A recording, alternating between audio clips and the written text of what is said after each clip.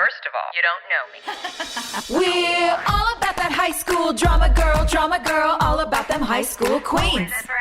We'll take you for a ride in our comic girl, cheering for the right team. Drama queens, smart girl, rough girl, fashion but you're tough girl. You could sit with us, girl. Drama queens, drama queens, drama queens, drama queens, drama queens. It is season 4, episode 12, Resolve.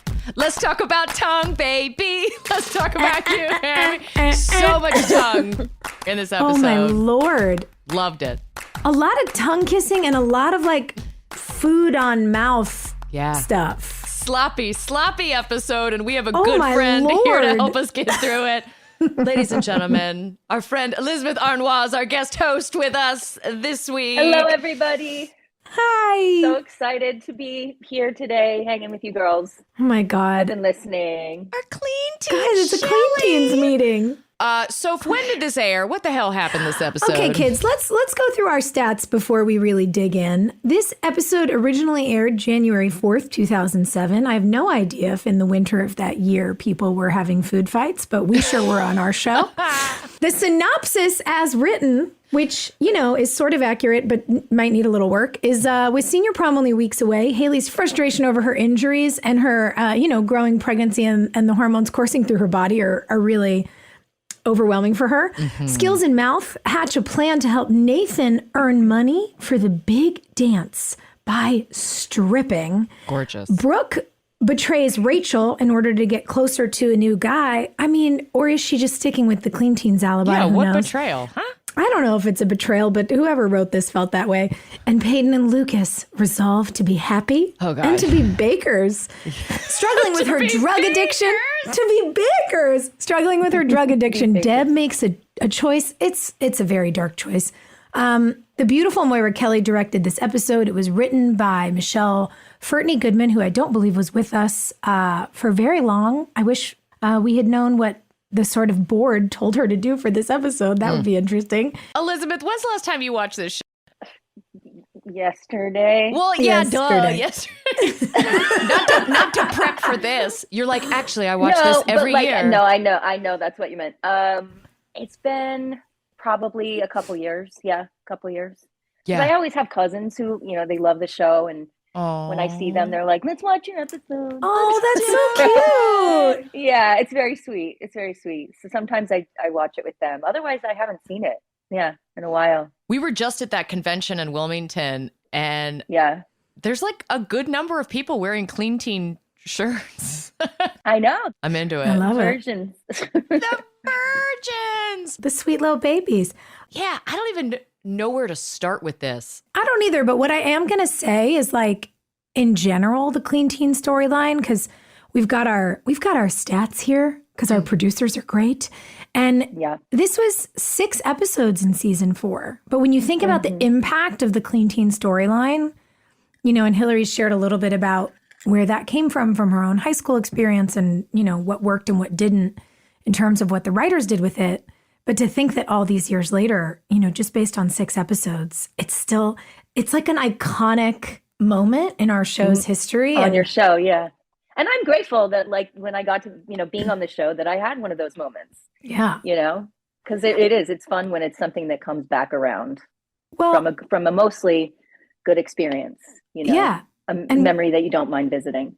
I love that. We talked about it last week too. I feel like you literally walk into the show with the face of an angel. Like you just like cherubic beauty. And there was something where I was like, I'll do whatever she tells me. Right. Yes, totally. Like I had the feelings I think Brooke Davis felt then watching this storyline kick off. That's your magic, Liz. You look like a good influence. And then I knew.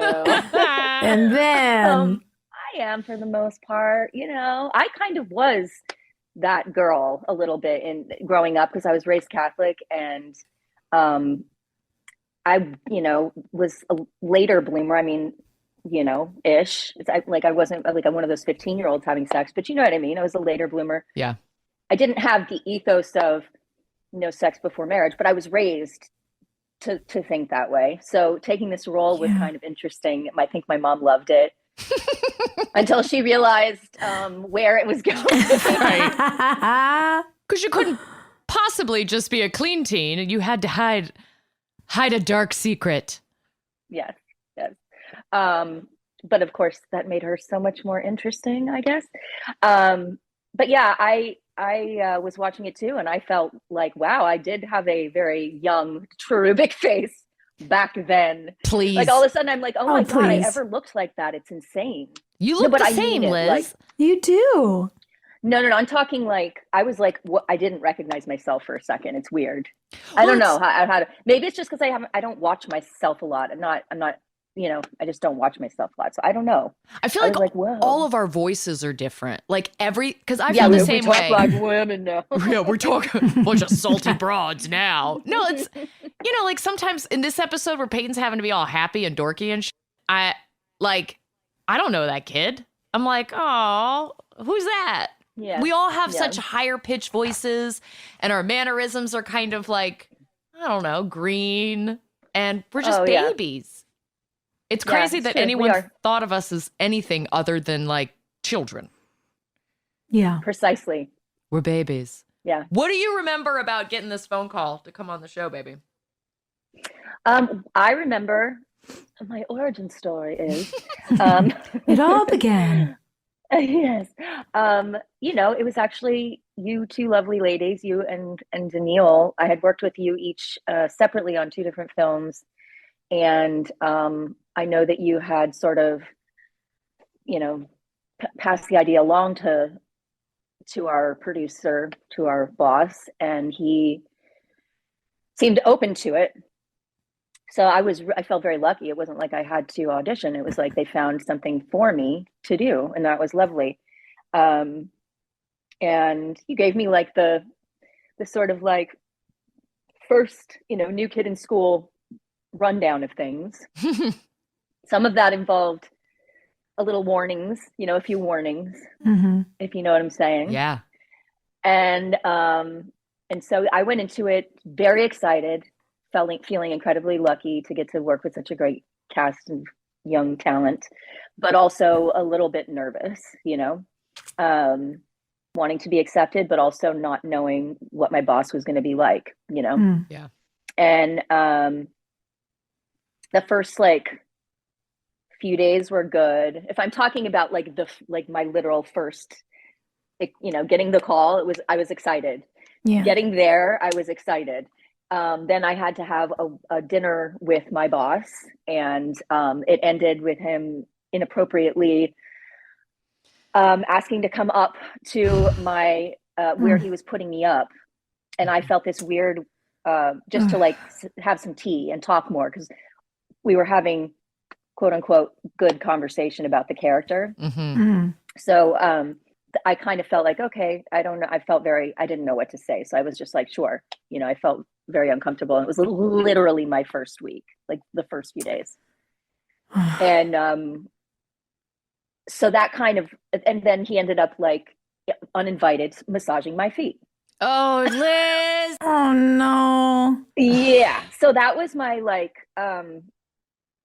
that's where I became even closer. Not that I could have been, but even closer just with the group of you guys, because it was it just made me understand so much more. And also it didn't take away my joy of being there. And I also knew I was a guest star, a recurring guest star.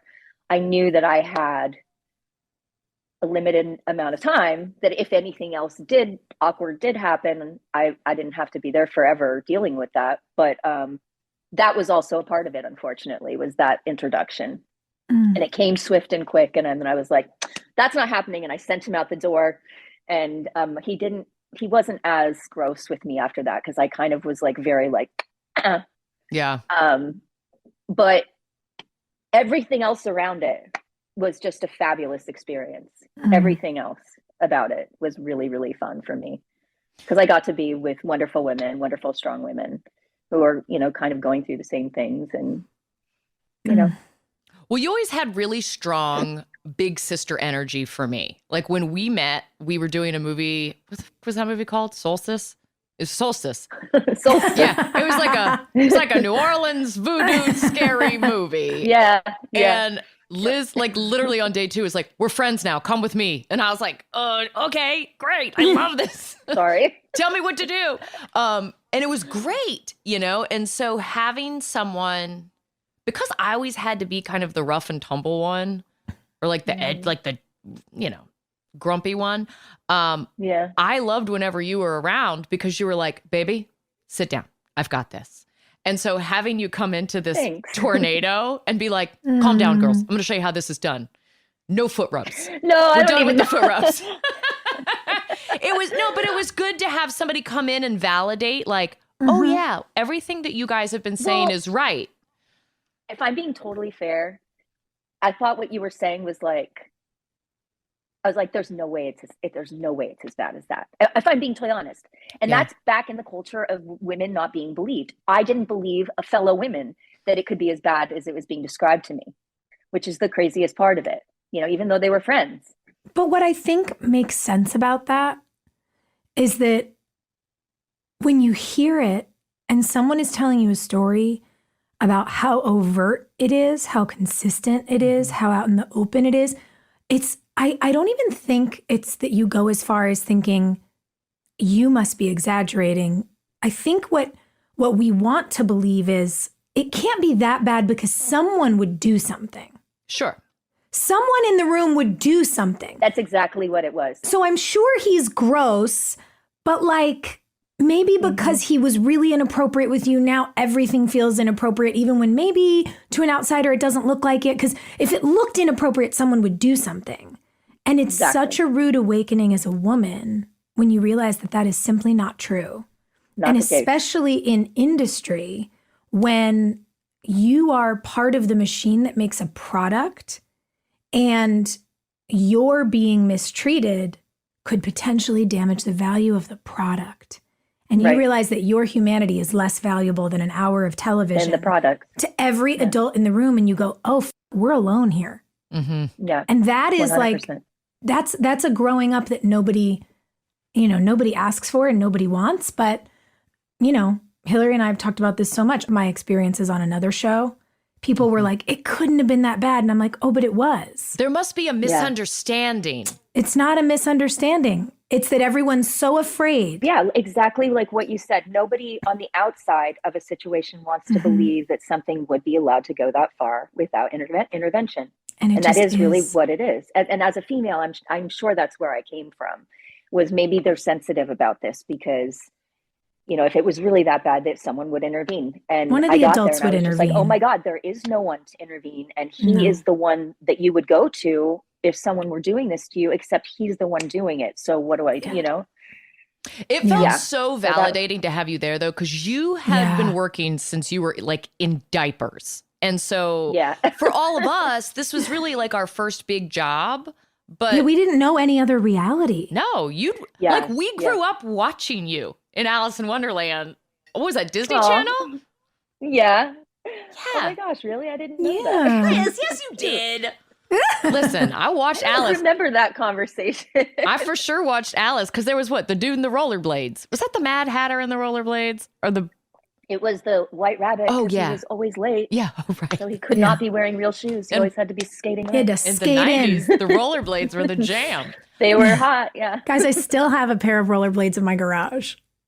Do you really? I don't ride them, but I have them. I can't bear to let them go, but I don't think I've been on them since junior high. I don't think you should. It seems like we've got brittle bones now. We're not bouncy I know, like that's we were the truth. when we were little. You're not Gumby anymore. No, don't do This that. is all true, yeah. Don't do that. Okay, so you stayed like a couple blocks from my house. I remember all of us having a party at my house. Was it a hurricane when you came over, Soph? Yeah, It must have we had a been. hurricane party. I've got some pictures of us like with face paint and weird hats and like We went full like what is that book about the kids who were left on the island? Lord of the Flies. Lord of the Flies. We went Lost full Boys. Lord of the Flies. Like, Amazing. I have a picture of Sophia licking Daniil's face. Just I should post Probably- those. Yeah, we really yes, should. I absolutely would love to see those.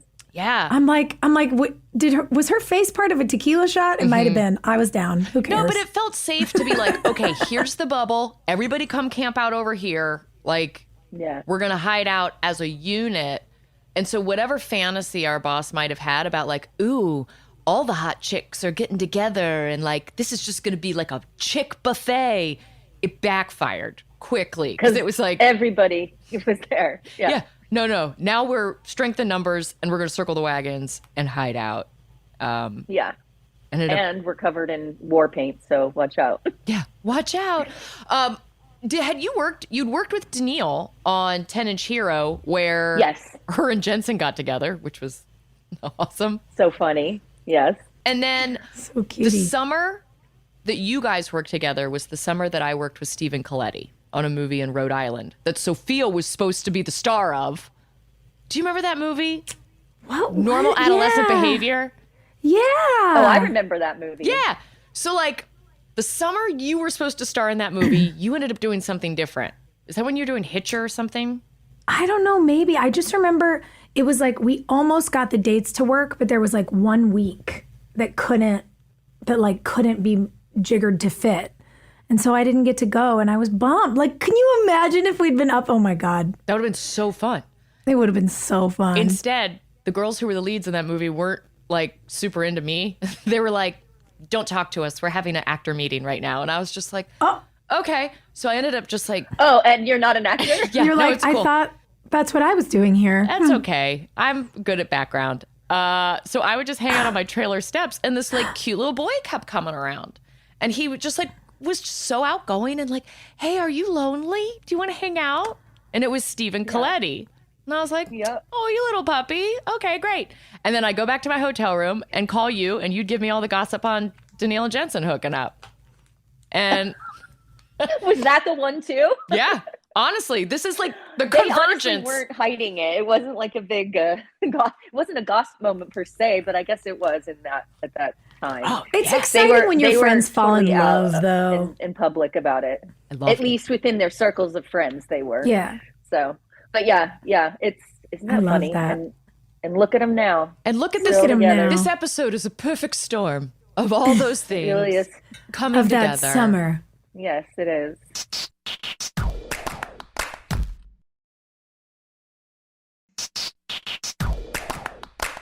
Okay, so how does the episode start? What we normally do, Liz, is we just like run through this and talk about what we hated and what we loved. What did you hate? Okay. What did you love? I don't want to say I hated anything. I mean, because I'm not in it that much. So if I'm going to hate something, it's got to be me, right? No, you can hate other people's stuff. Hilarie, I know something you hated. Well, listen, Sophia and I were talking about this while we watched. They're so good at writing trauma talk for Peyton and Lucas. Like, we can cry together like champs. Yeah. But when it comes to talking about being happy, like, it was some of the most stunted dialogue. Okay, there. Now I can see what you mean. Yeah, it was so bad. It's like definitely not how teenagers talk. It's definitely not how grown-ups who are happy talk. It was like, hey, let's just be happy. Peyton's like, I thought you'd never ask. You want to have cookies? Oh, cookies are sexy. We were, I mean, truly, I did really feel kind of dumbfounded watching it because we've spent years pining for this relationship. We want Lucas and Peyton to be together so badly. They're together. Right, no, that's a very good point. And then, like, these are two people who've had these beautiful, deep talks, who love to be together. That great episode, remember, Hill, when it was Brooke's birthday and you guys sit outside the mall in the Comet? That dialogue between you guys was romantic and it was sweet and it was funny and light and like, oh my God, it was like a breath of fresh air. And then we're finally getting what we want. And it's like, you want a cookie? I like cookies.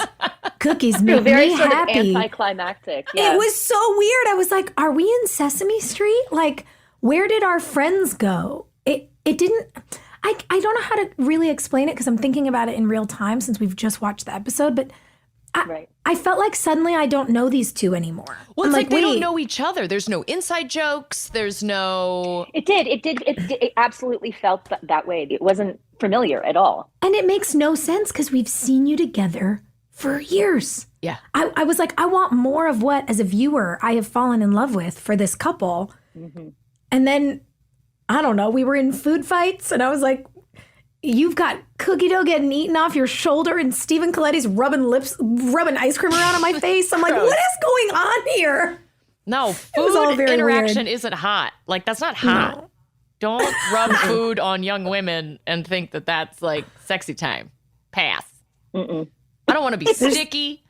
I don't want raw egg on me. Listen, besides what feels sexy or not, like the mood was killed for me when I saw how messy your kitchen was. I was like, they're going to make out? There's just like, there's raw eggs breeding salmonella all over the walls now. Yeah, that's all I can see. Maybe that's the mark of adulthood, but that's what made me feel the most stressed. Yeah. I was like, I can't calm down. Clean that up. Like, Peyton's going to have to clean that up. That's not fun.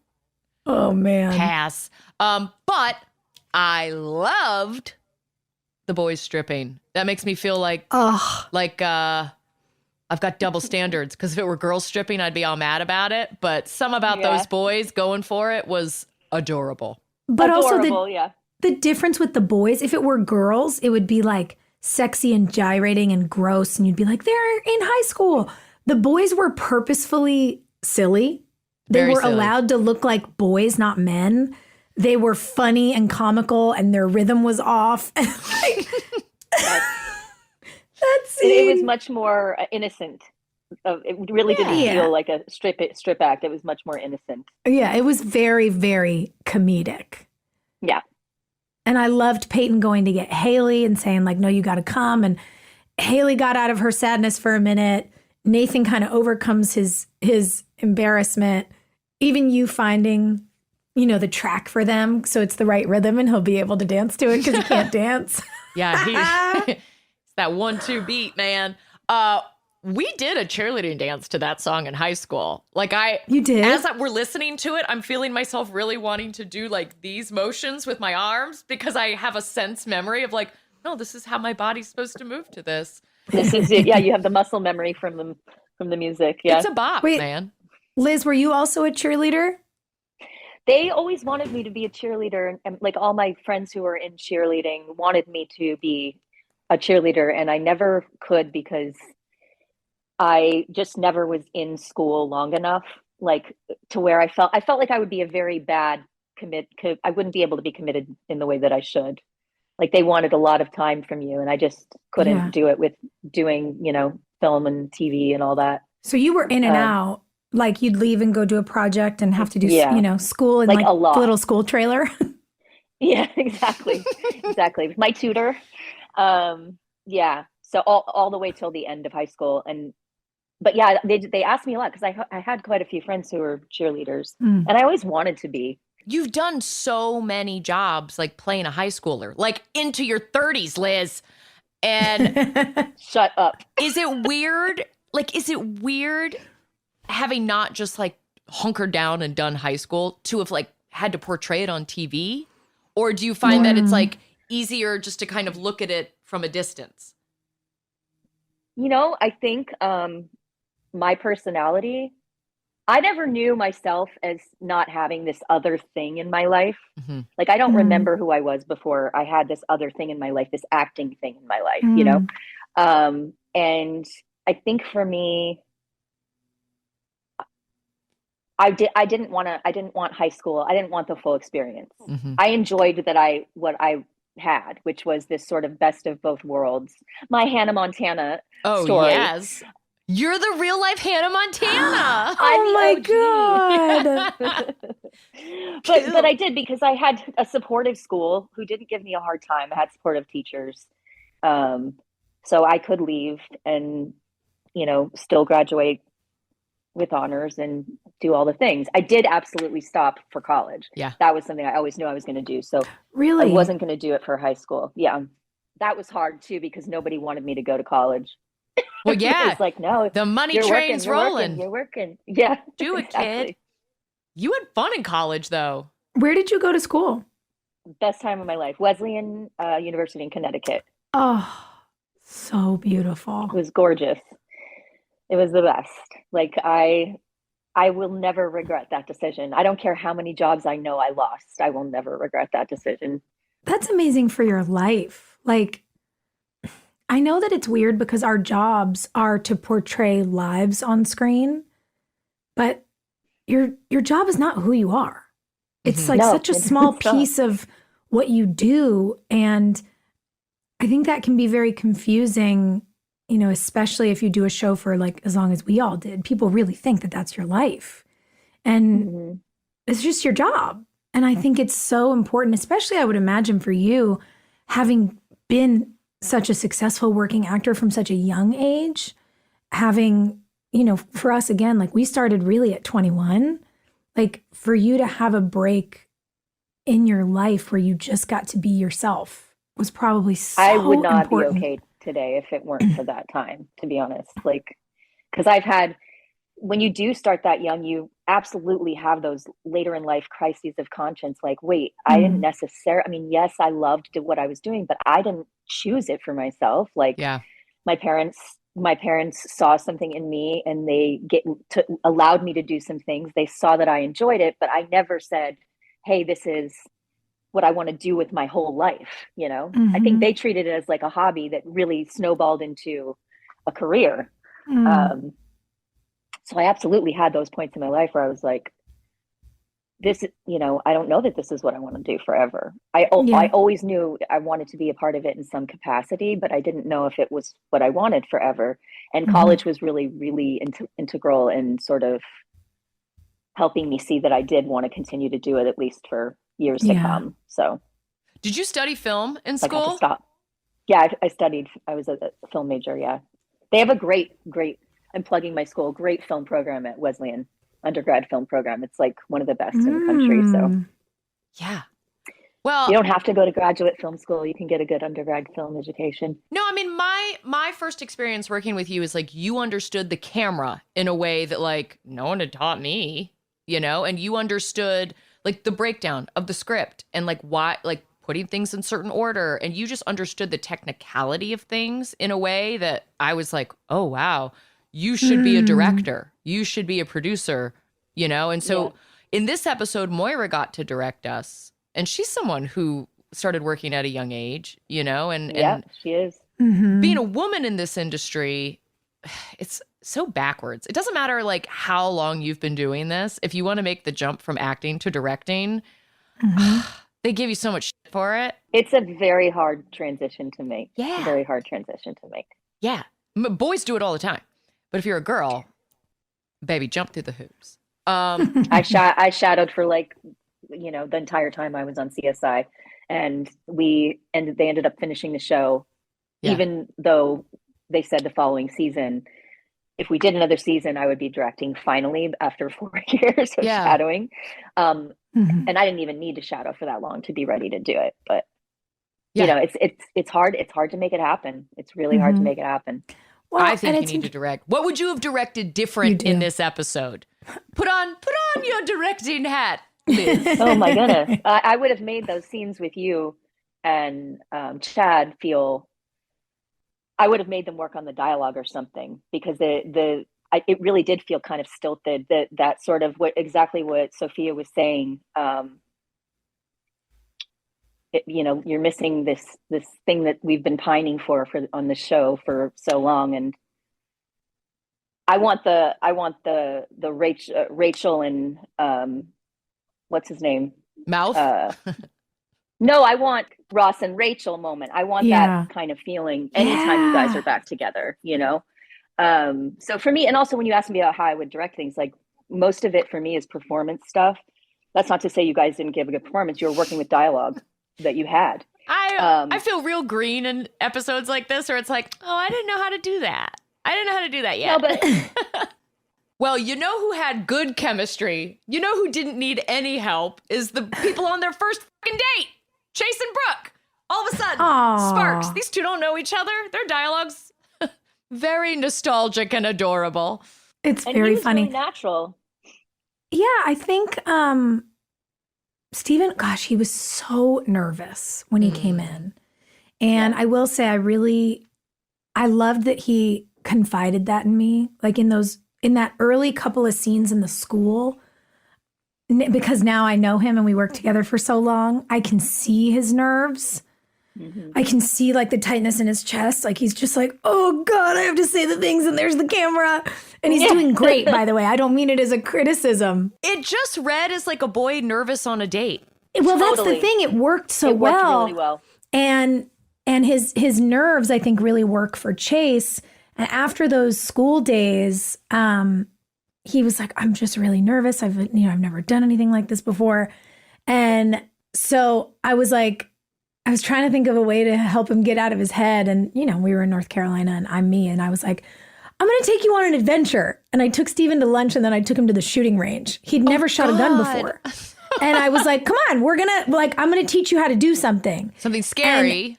Yeah, but like, interestingly, I think because, like my dad grew up spending summers on a farm. So that was a thing that I learned as a little kid. And I grew up being a camp counselor and did so much training in that sort of vertical that when we really like started to get to it, I was like, hey, remember 25 minutes ago when we got here and you were nervous and now you're really in your body and you're paying attention to how your breath affects this thing that you're doing. And like, this is actually just kind of science. And he was like, yeah.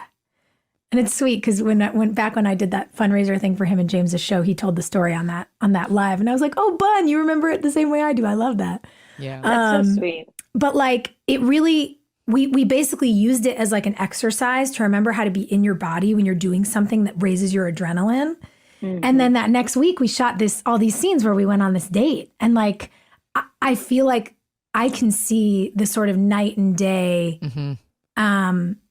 like nerves to comfort in our on-screen relationship. And that was very sweet. It was the first time I'd ever felt like kind of the grown-up on set because we were babies. And I was like, oh my God, I know something. I can help you, and that was kind of a cool experience to have. Very cool thing you did for him, actually. It's a very cool thing that you did.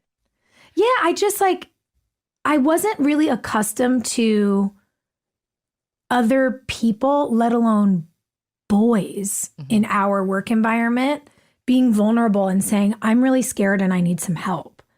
And that honesty just made me want to do that. I was like, wow, okay. Because, you were like, I'm going to take the best care of you now. Like, I was like, okay. Yeah. Vulnerability I was like, come with me, little baby. I will take you under my wing. Yeah, it was just like, it was very sweet. And he was always like a sweet pal. And I appreciated that. I didn't like being told that I had to like eat in a way that I would get ice cream all over my face so he could like wipe it off my lip. So much. I just didn't like it. I just thought it looked weird. I don't know. When is Brooke Davis ever going to let get on her face? Like Brooke Davis I has don't know. been using... In that cute little jacket, cute little Renaissance jacket, I'm going to make a mess? No, not in velvet. In the How dare early you? 2000s, we all used, remember the MAC lip gloss that was like the stickiest shit on the planet? Oh my gosh. The wind would blow and the leaves would be stuck to your face. Yeah, like fly paper on your mouth. We all learned to eat wearing MAC lip gloss. There is no way that Brooke Davis would have ice cream on her face. We were trained. Right.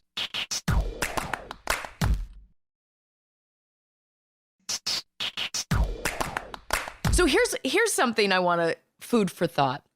Okay. Chase's character is based on a real dude that I knew in high school. Is he? Yes. So there was a mega church in our town, and all the different high schools kind of fed into that. And there was a dude that went to a rival high school but hung out with all the mega church girls at my high school. And he was so hot. And we were all like, how is he hanging out with all of these girls that are like a lot? And he would come to our football games and he always wore a blue stocking cap. And so we didn't know his name. We just called him Code Blue. Be like, Code Blue, Code Blue. And he looked just like Coletti. And so when wanted to cast like a boy clean teen, I was like, oh, we actually had one of those. And surprise, surprise, he was mega hot. He like wasn't a weirdo. Everybody wanted to date him. He looked like Stephen Coletti. And Mark was like, great, we'll just cast that guy. You're friends with him? Cool. And I've tried so hard to look up the original Code Blue and can't find him anywhere. But in my heart of hearts, I want him to be like a total weirdo now as a grown up. Like it would just make me feel better. Right. Because he had no interest in high school. No interest in you, yeah. But my trouble with the storyline is the boy clean teen is portrayed in such a sympathetic, sexy light. I was gonna, yeah. And you are having to manage the crazy, Elisabeth. Like on paper, Shelley's like a nutcase. Yeah. Yeah, I have from the beginning of the character, I tried my best to tone down the way that she was sort of just mean. Yeah. And just mean as opposed to someone who had a belief system that she felt strongly about. But she was like a harping person about it, as opposed to just being, you know, an interesting new layer of character in the show. And so I always tried to play her a little with an undertone of sympathy even before I knew where the story was going, just because I couldn't, it just didn't feel real to me. Especially also because having related to being that person who felt as a teenager, you know, I didn't do drugs at all. Like I was a good kid as a result of being raised a certain way. And so I kind of related to her in that way. And I wanted her to be more like what I was than what was on the page so much, you know? But yeah, even in this episode, like just the way she's like, just that whole exchange between her and Daniil, or her and Rachel, where she's humiliating her for, you know, going out and getting crazy. I don't know. I hated myself in that scene. So I guess I'm supposed to hate her. I don't know. But I felt the same way at the end when it's like, oh, he's so adorable that he's a clean teen and she's just this annoying girl. Yeah, she's a shrew and and a what prude. Her reasoning is, but she's just this mean, sort of judgy human. Yeah. And he has, you know, a point of view and a reason for being who he is. And you know, it felt very his reason is that a woman broke his heart, or a girl broke his heart. Didn't want it. Well, I just mean the way he's written and the way he plays it is that he's much more, you know, or was encouraged to play it sort of like this nice, you know, we like this version of a clean teen. We don't like my version of a clean teen. Yeah. Because you have the same backstory. Shelley's backstory is that a guy, you know, slept with her and then blew her off, ghosted her. And so she was heartbroken and decided to like do this, you know, renewed virginity and then apparently thing. I had a pregnancy. Yeah. And an abortion. Well. So I had a lot more reasons actually to have a strong reaction to go into clean teendom. But again, it was always portrayed very shrill. But that's the thing. We talked about this when your reveal with me, you know, with Shelley and Brooke happens.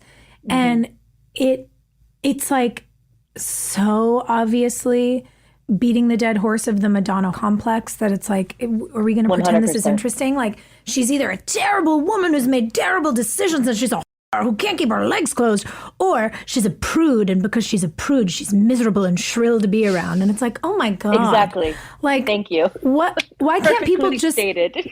We can't just be people. And to your point, their stories are virtually the same. And on one person, it's portrayed as sexy, romantic, and desirable. And on the other, it's like, oh, we can't stand to be around this person. And I think it's really interesting to hear your perspective on how it made you feel, you know, as the person and the performer having to do that scene with the Rachel character, because that's how I felt for so much of this show. I'd be like, why does Brooke have to treat people like this?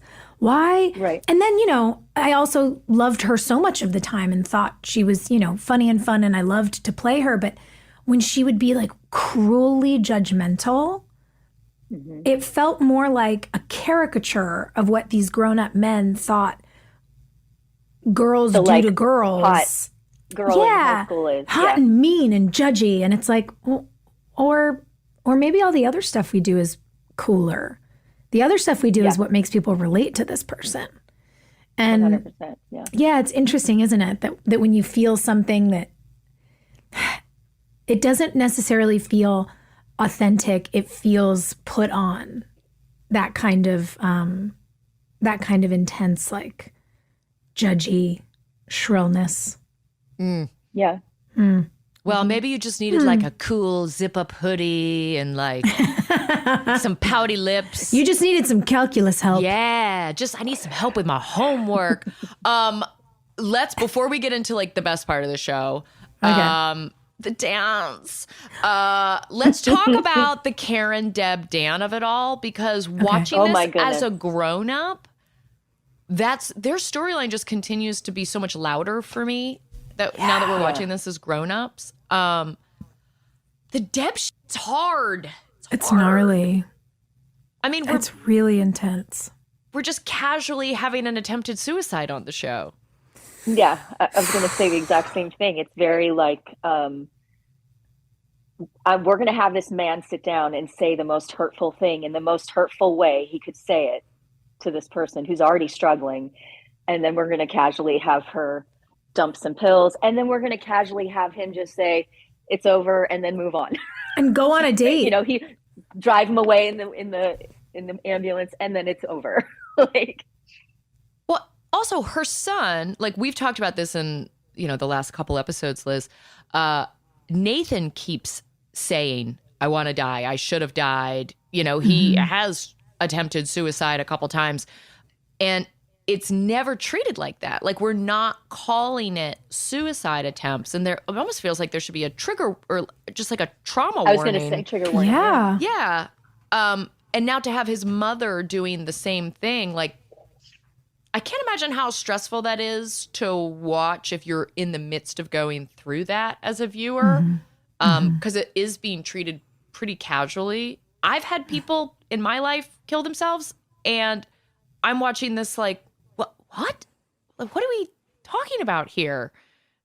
She just takes a fistful of pills and nothing. It doesn't even ring a bell in town.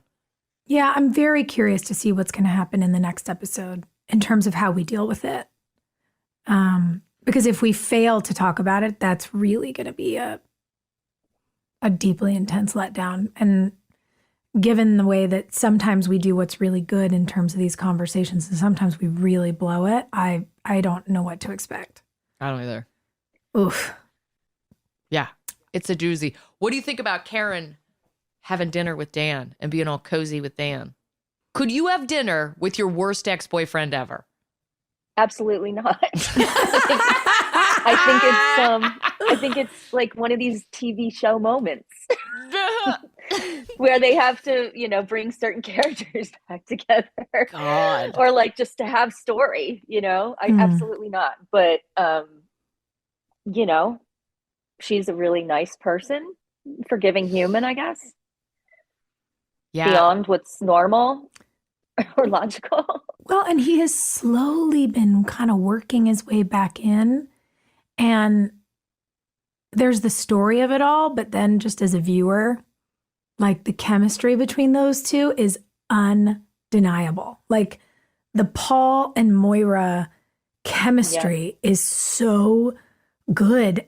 And so if I kind of remove the story and I just watch them, I can't get enough of them. And then I think about their story and I'm like, this is going to be so bad. So bad. This is so bad.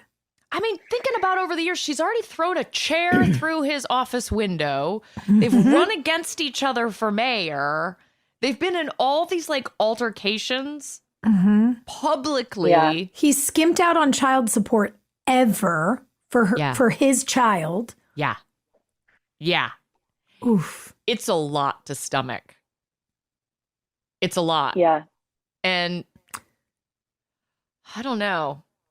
I mean, I get it. It is, sometimes on a TV show, it's like, well, what's the worst thing we could think of?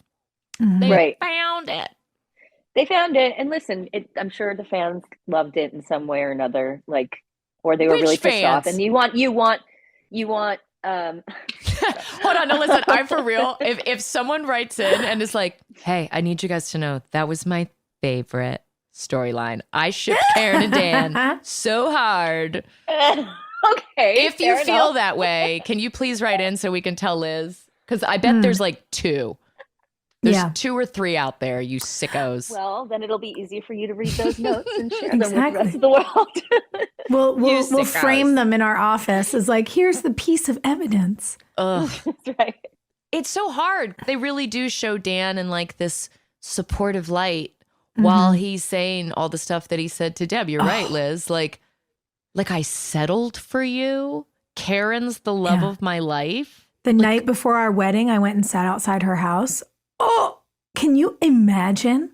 When I was watching it, it just sort of rang to that same idea that you guys were talking about, or at least in my mind, it called to that sort of like unnecessary cruelty of him saying it that way.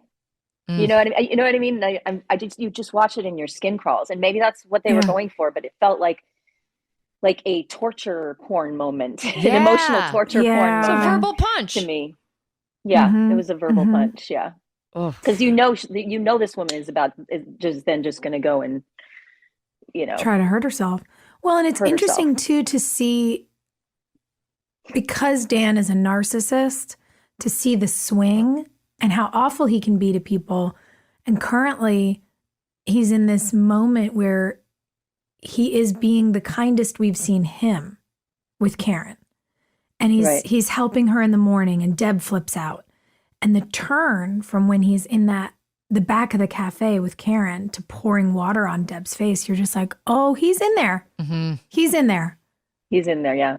And it actually strikes me in this moment. I don't know that we've talked about this, but so much of what's true of men, narcissists controlling men in relationships it's the new relationship where they say, you make me want to be different. Yeah. You're the reason I'm going to change. You've shown me what I'm capable of. For you, I want to be fill in the blank.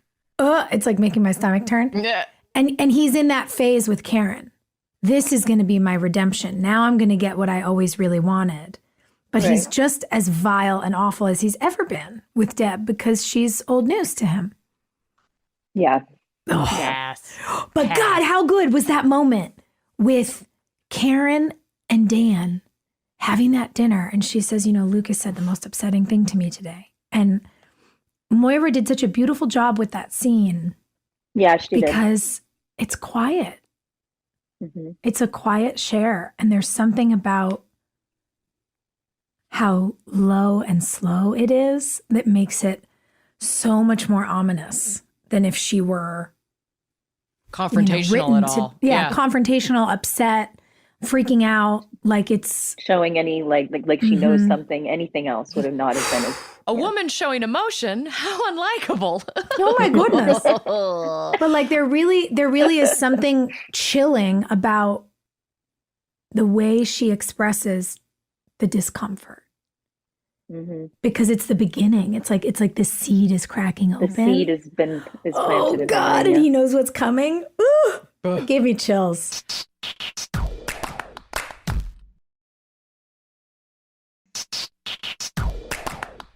Did you know you were going to hook up with Mouth? Let's just get to some fun. The darkness is killing me. We ended this episode and I was like, I feel like I need an antacid. I know. Did you know that you and Lee were going to be hooking up on the show, or is that something that like spawned later? You mean when I first was asked to be part of it? I didn't know that I was going to be paired with Mouth, but I could sort of see it. I could see it as something that would make sense in terms of bringing us both to a different place, and a big thing for him. In terms of he's been a virgin, right? So when we're doing the whole I don't want to call it is it Breakfast Clubby episode is what it is. And when I end up in like leather pants with my top off, holding my breasts. Yeah. Oh my gosh. And that happened really fast. Yeah. But I think it made sense that if she was going to start to open herself back up to any kind of sexuality, that he was the right person for that. Because I think she probably was burned by a lot of situations before. And, he's a very sweet, comes across as a very sweet individual from the beginning. It makes sense to me. And I really like that it happened. I really loved working with Lee. Like Lee's one of my favorite people. So, well, he represents like a safety. Like I was definitely a super virgin in high school. And it wasn't until I got older and was like a late bloomer and, lost my virginity to someone who was older that I was like, God, I wish I would have lost my virginity in high school to someone who it was a big deal to, you know, like it was a big deal to Mouth. He probably made Shelley feel really special. Very special. Yeah. Yeah. And I think that stuff that is yet to come for what you guys are going to go over is really sweet. Yeah. But well, and what a nice thing too to be clear in a storyline like that healthy relationships are very healing for people. Mm-hmm. Yeah. You know, and what a better person to do that with, you know, than Mouth. Like, to your point, such a good character who's really been, you know, going through his paces to identify what he believes in, what kind of guy he wants to be, and yeah, where his insecurities come from, but how he wants to work around those things. And I don't know. As a viewer, I loved watching you guys together so much. Thanks. Also, we had fun. Lee got buff this year. Yeah, he did. By the way, let's talk about the boys dancing. Can we? And every single close-up is on Lee. It's all Lee and his hips and his moves. Yeah. His moves are great. They're so great. His little cut stomach going on. He's the dancer of all of us, really. Yeah. Honestly. No, that was so fun. And it kind of holds true to like an authentic high school experience where it's like you've known the same people your whole life. You've gone to school forever. Yeah. The girls mature faster than the boys. The boys are like pretty scrawny and awkward. And then all of a sudden, like junior or senior year, there's like shoulders and an Adam's apple and like a jaw and abs. And you're like, and that guy that you never looked at, you're like, oh, maybe you are everything I ever wanted. Interesting. Tell me more. Yeah, Mouth has that energy where it's like a sneak attack senior year. The senior year sneak attack is a hit. I love it. Senior year sneak attack. You couldn't put it better. I'm obsessed. Okay. I landed the hot Mouth. Yeah, you sure did.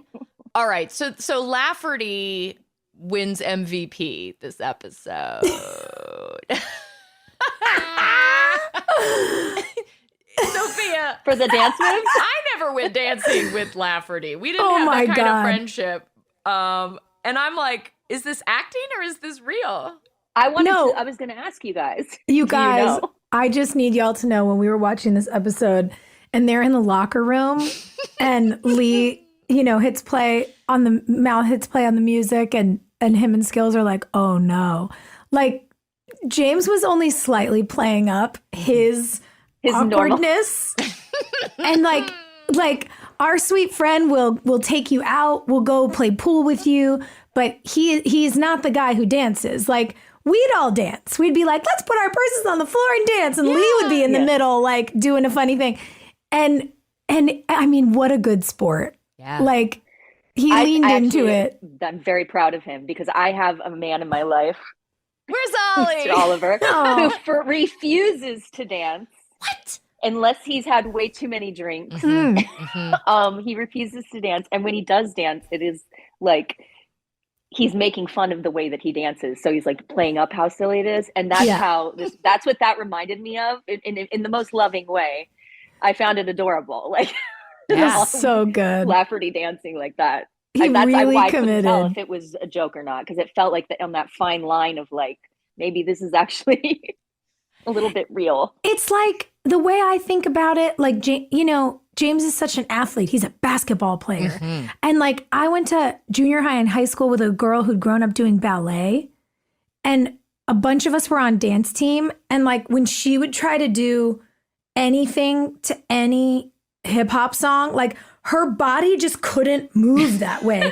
Like she was so elegant and long and there was no like gyrating for her. Yeah. And I was killing me because it's like, that's what it felt like watching Mouth and Nathan. I was like, oh my God, that's what like me and my friend used to look like.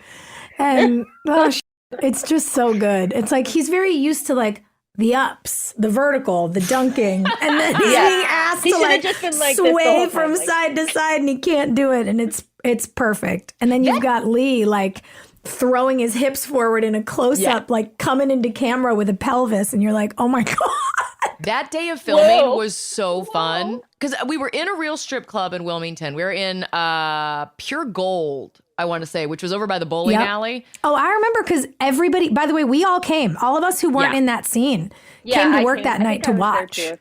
Like remember being in the back? Yeah. By Video Village, and we were like, it smells like vanilla in here. It smelled so weird in that place. Vanilla. Like BO vanilla? and vanilla. Yeah. Mm-hmm. Like they were trying to cover up the smell of BO? It was like whatever the like body, I don't know, glitter. Products, like glitter. It smelled like body glitter. Yeah. I don't remember Lee being nervous, like at all. No, and he was not nervous. He was ready to shine. Antoine was super pumped. Like, I'm sure, yeah. If you've never been to a strip club with Antoine, you have not lived. Haven't. Because okay, well then I got to get on that immediately. It is an experience. Yeah. He's a party, man. It's his second home. You know, he's just like, I love it here. This is great. Let me get on stage. And I think he loved that Skills wasn't in the tracksuit and like came out in his boxers because if you notice, there are only ever wide shots of Antoine or waist-up shots of Antoine because there was not a lot of control in that costume. And he's dancing, and we're all like, Antoine, for real, dude. Like, for real. Like, lock it up. But you can't say anything because you don't want to make your friend uncomfortable until after the fact. And then you give them so much shit about it. You're like, thanks for them. For them. Things shaking around. It was, it was art. Was it art imitating life or life imitating art at that point? I don't know. But that was a wild day. That was one of those scenes where the lines got blurry. Yeah, and it's Moira directing, so there's nothing salacious happening. It's like, you know, your big sister's there and everything's so tame and safe, which was good. She was the right person for the boys. Right. Because she made it hilarious and sweet. Yeah. It didn't feel gross, and that was so nice. And I would imagine very nice for them. Well, and even the choice for Bevan's wardrobe. It's like not like a bra. It's like a it's basically like a tank top. It's like this whole like corset thing. It's like very conservative. Yeah. God bless the female director. God bless him. Yeah. It was wonderful. I definitely think we do this thing, Liz. We've started doing this season called Honorable Mention. Oh, yes. And like James is for sure our honorable mention this week. The honorable mention. Bud.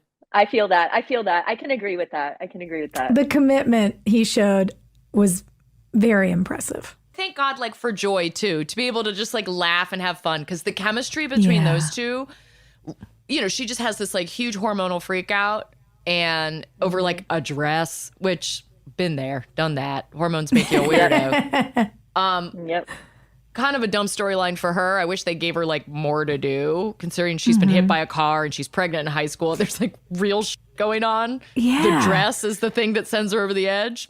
Their chemistry, like when she is teasing him about it. Love it. And has that gold thong and tells him she wants a lap dance. Like, I turned red.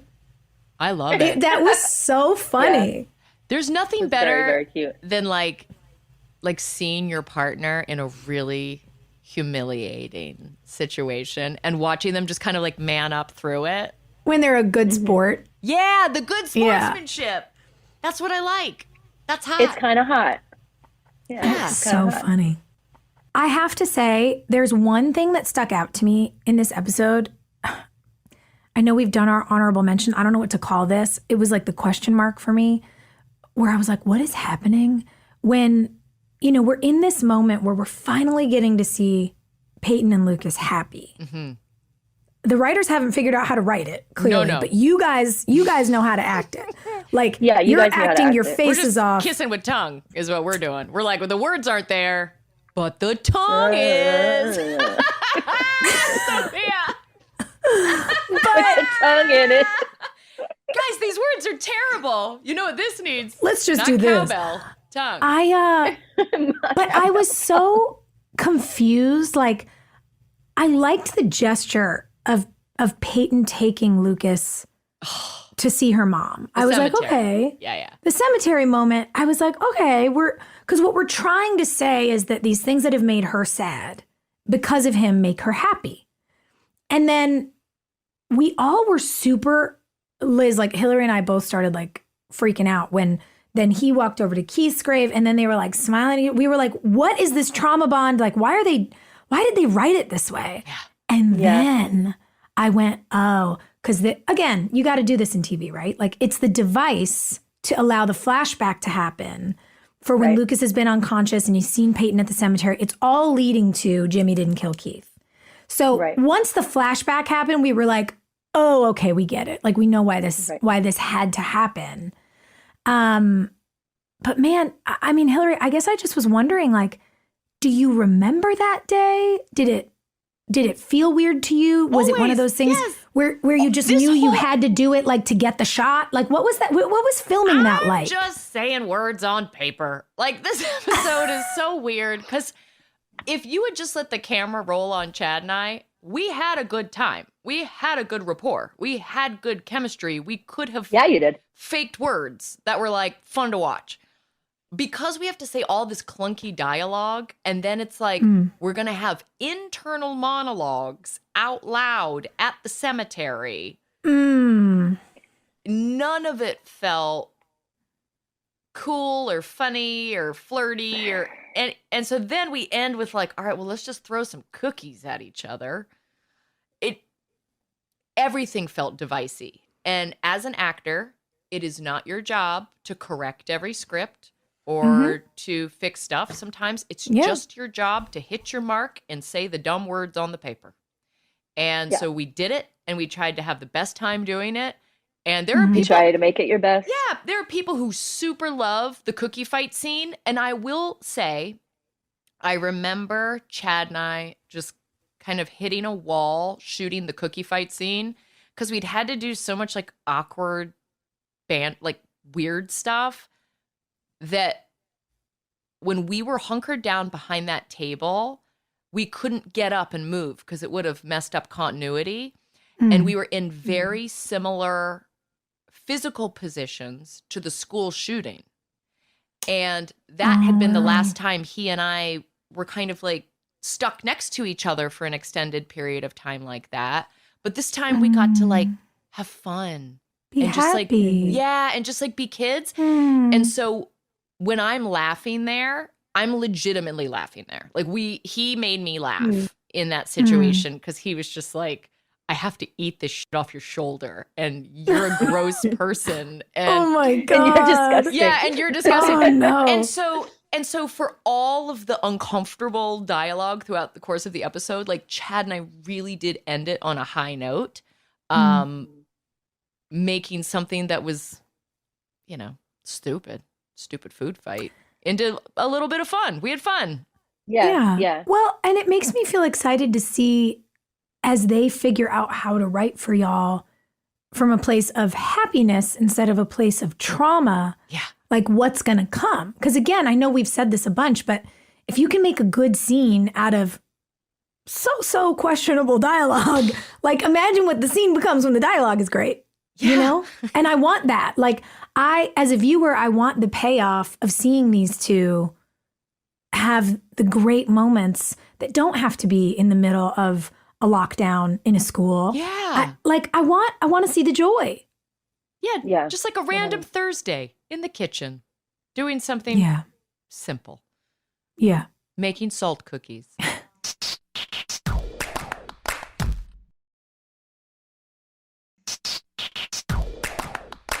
All right, we have a listener question. Okay. Sabrina, this is kind of a heavy question. Sabrina is asking us, did it seem realistic to you that there was no discussion of Haley and Nathan not keeping the baby? Considering how young they are, everything Nathan and Lucas have gone through with the young parents and Nathan's basketball dreams, I found it strange that it was assumed they would have the baby, no questions asked. Sabrina's going for it, man. It's a great question. Yeah. Liz, you're a little bit removed from it. So, like, as an outside observer, like, storyline wise, what do you think? I think choices are often made to not be too political, or that maybe that's not a storyline that they were ready to tell. I will share that my character, Shelley, Mm-hmm. one of the reasons why she goes into clean teens is because she's had, you know, you learn all this stuff later down, but like that she, you know, had an abortion. The whole thing is like very much that I feel really, really guilty about it. So that was also the way it was treated for my character, was that like I wish I hadn't done it. I'd have to rewatch that stuff, but the language around it is very, you know, sort of regret. Mm-hmm. Oh my God. Had Shelley been like, I'm so glad I did this, you would have been like my life demonized. I can see my life now. And yes, it was a difficult decision, whatever. Like that, it would never have been handled like that. And I think because it's a network show, I think they're going to want to show, they don't want to necessarily show that. Well, what's really interesting to me, a lot of research has been done about how the portrayal of abortion care and reproductive health care on television has really damaged the reality of the issue. And there is an adage that says, you know, a character who is pregnant, absolutely not, cannot have an abortion. Characters can talk about abortions they've had. But, you know, they even did an analysis about it on Sex and the City. Like, Samantha talks about having had 2 abortions. Carrie talks about having had an abortion in her 20s. But when Miranda gets pregnant and is going to have an abortion, then she doesn't. She just has to have this baby. And, you know. Once the character exists, basically. Wild. Yes. Yeah. And listen, I think everybody's entitled to their opinions and feelings about the issue.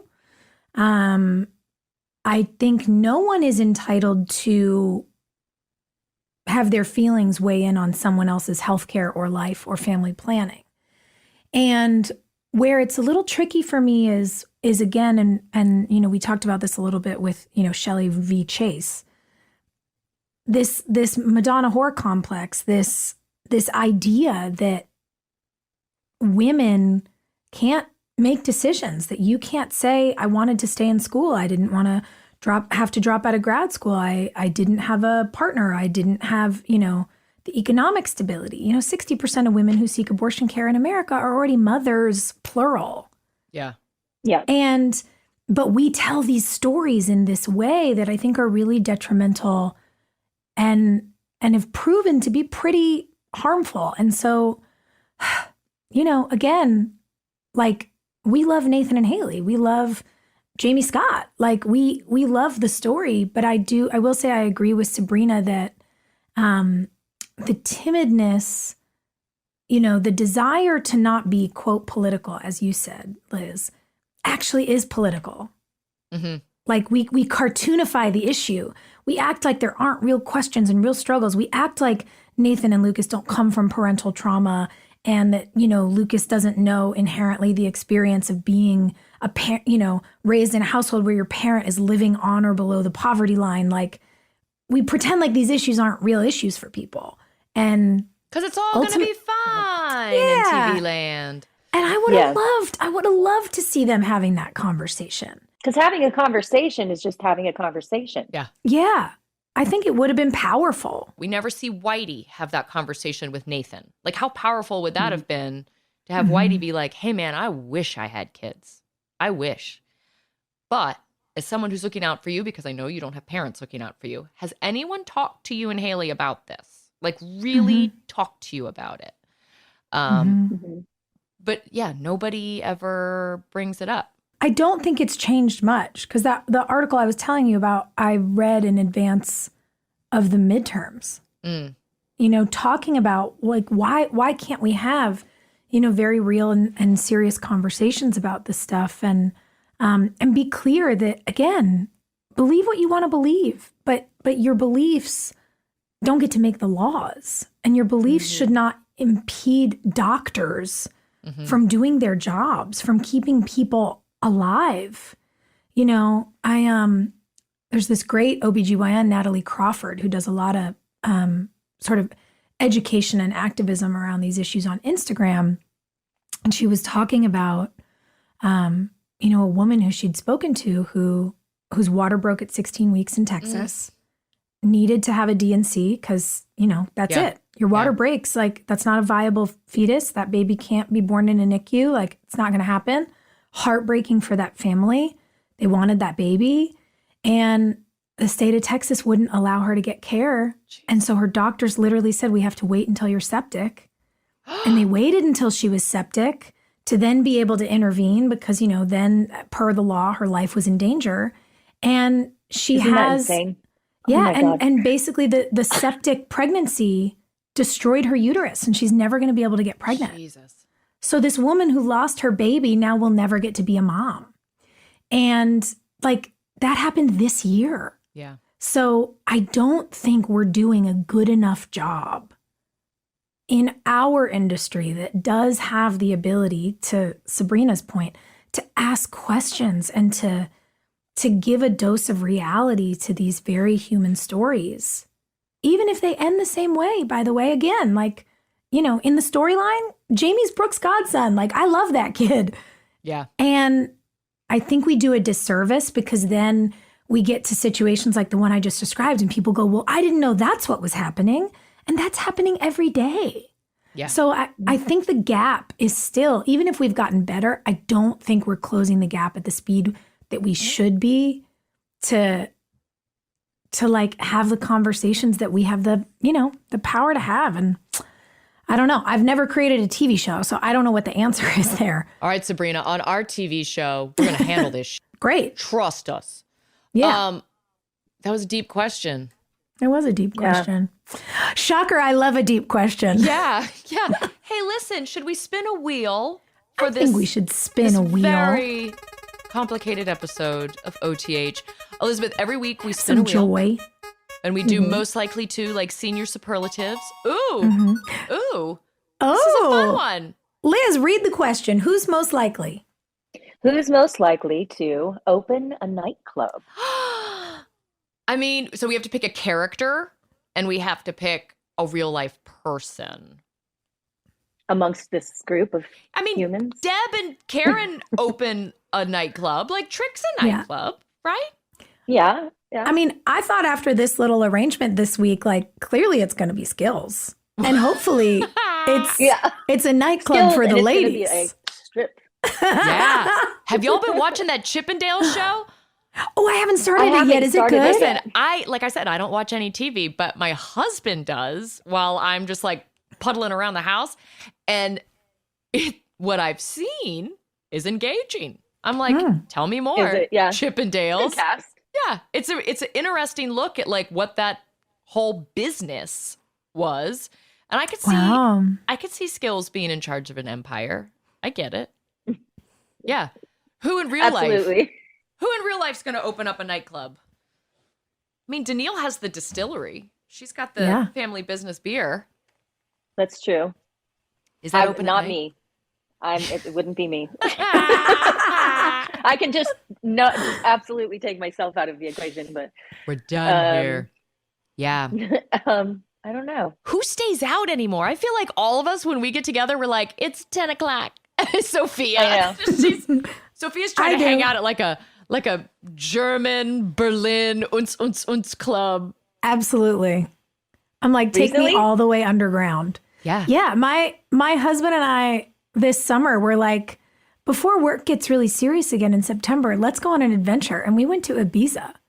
Like, that was my first time there. So maybe and it's as you. An adult, it's her. And it's her. I was like, this is the dream. What are you talking about? I can like go and eat the best food, swim in the ocean, and then see like 6 amazing DJs in one night. They play for 45 minutes a piece. This is chic. I was very into it. I was like, I may need to just move to a European island and do this. Hopefully next episode we deal with some of the complications of this one. It is season 4, episode 13, Pictures of You. It's about to get awesome. Liz, you're a trooper. Thank you for being with us. So much fun. Hey, thanks for listening. Don't forget to leave us a review. You can also follow us on Instagram at DramaQueensOTH. Or email us at dramaqueens@iheartradio.com. See you next time. We're all about that high school drama girl, all about them high school queens. We'll take you for a ride in our comic girl, cheering for the right team. Drama queens, smart girl, rough girl, fashion but you're tough girl. You could sit with us, girl. Drama queens, drama queens, drama queens, drama queens, drama queens.